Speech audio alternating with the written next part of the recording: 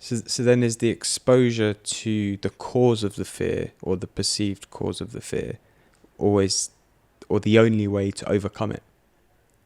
Not necessarily the only way to overcome it, because you can also use visualizations done in the right way. Mm-hmm. Because when you visualize something, what you're actually doing is you are reliving that moment. The thing about fear, because you touched upon that, so let me just clarify something. It's usually not what we fear. It's not the fear. It's the consequence. So when somebody says, I fear spiders, it's not that the spiders are the trigger, they're the fear. It's the consequence of being bitten by a spider. And that ties into what the pickpocket was telling me about when I was interviewing him. He talked about fear, and I love asking this question whenever I interview any of these experts. What are your thoughts on fear? And he said, I believe that fear lives in the future. Yeah. And I asked him, what do you mean by that? He said, well, think about it. You know, if you're in your home and you hear gunshots outside your home, you're not afraid of the gunshots. You're afraid of the gunmen coming into your home. Mm-hmm. And if they're already in your home, you're no longer afraid of them being in your home. You're afraid of them shooting you. And if they're shooting you, you're no longer afraid of them shooting you, you're afraid of the shots. Yeah. So my understanding of what he said, and this is my analysis of it, because after he left, I was constantly thinking about it, is basically fear is a never-ending mirage that you keep chasing that never comes to fruition. And the other insight that I thought of was, if fear lives in the future and the future doesn't exist, then fear lives in a dimension that doesn't exist. Mm. And that just blew my mind. From your perspective, how long did you spend with the samurai? Oh, the samurai was, Japan was 19 days. Yeah. The samurai was about 2 days. Cool. And two whole days. What was the biggest thing you learned whilst training with them?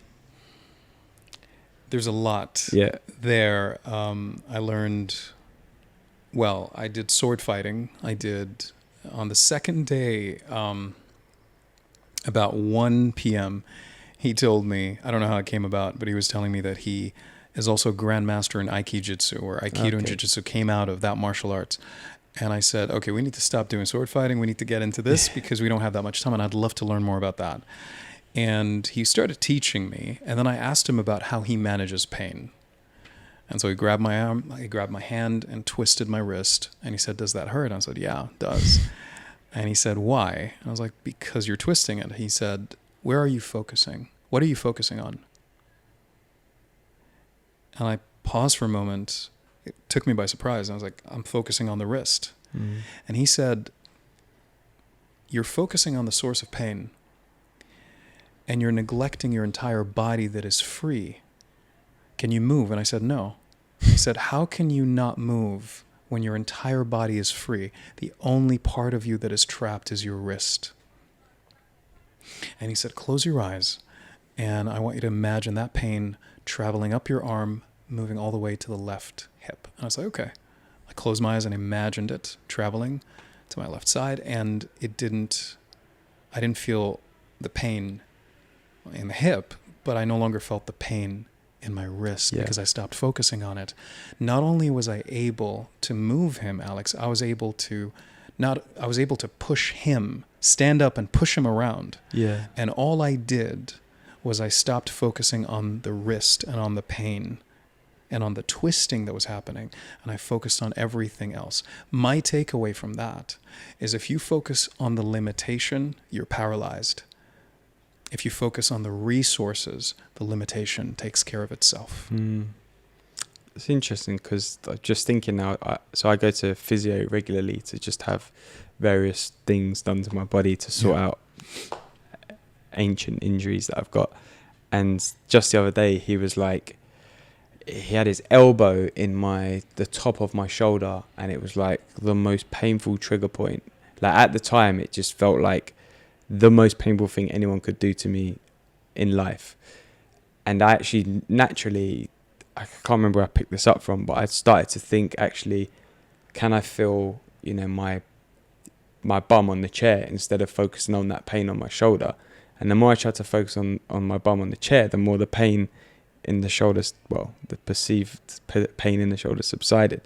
And I kind of started to do that again. I was face down on his thing, and he had his elbow in my back of my leg, and more pain. So I started to focus on the pressure of my face and cheek against the little cushion, and again the pain then subsided from where I thought it was to me focusing elsewhere, which I found quite interesting. I can't remember. I think I originally first started doing that when he was doing something to me one time, and it was just so painful. I was like, I can't handle this. But I know I needed to go through the pain to relieve the tension or whatever it was.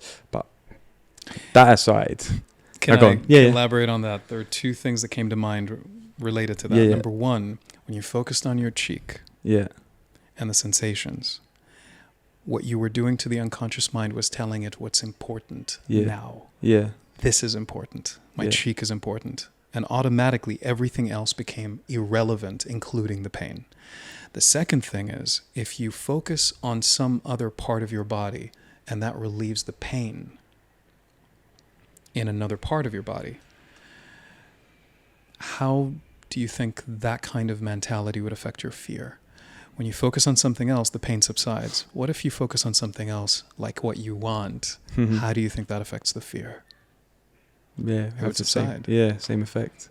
Interesting that you kind of touched on the emotional connection to things, because one of the things that I pulled out from a lot of your amazing content on Instagram, which it's very kind of you, thank you. You know, is kind of a lot of the work that you do is kind of channeled into creating highly emotive, I guess, content through Instagram. One of the things I really pulled out was a quote.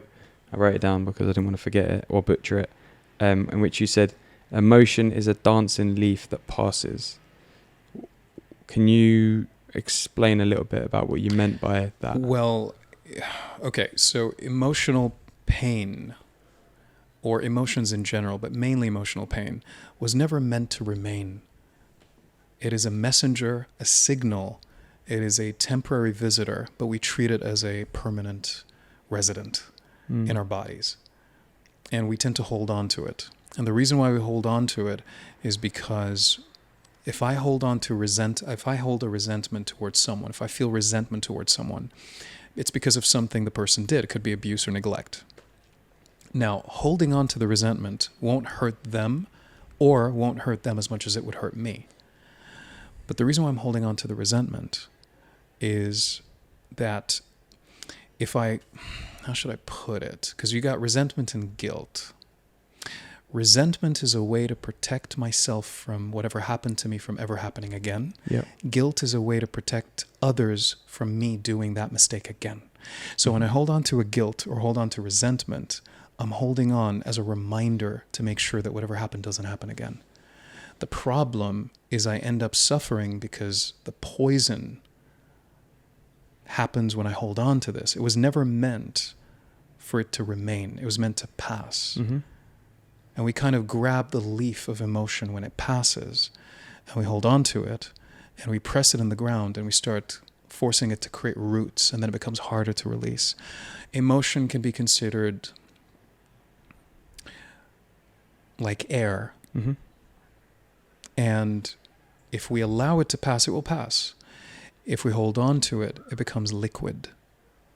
It condenses, and then it freezes, it hardens. And the problem is a lot of people, especially men, do not cry. And that's one of the worst things you could ever do. So they hold on to their emotions, they suppress their emotions, and it turns from gas to liquid to solid. And it takes a long time for them to melt the emotions, because they need to melt now, and it takes time. But once you do, those men that didn't cry for a very long time will cry probably in an unstoppable way. And I'm sure you've seen clips of that. Suddenly there's this outpouring of years because the solid block of ice that they've been holding on to inside of them has melted, and now you have a waterfall. And it's not necessarily a never-ending waterfall. It just takes a lot of time to release everything you've been holding on to for decades. Yeah. So what I mean by that is emotions were never meant to remain. It was just meant to pass. It was never meant to remain inside you. or inside anybody. It was meant to be released. It just passes.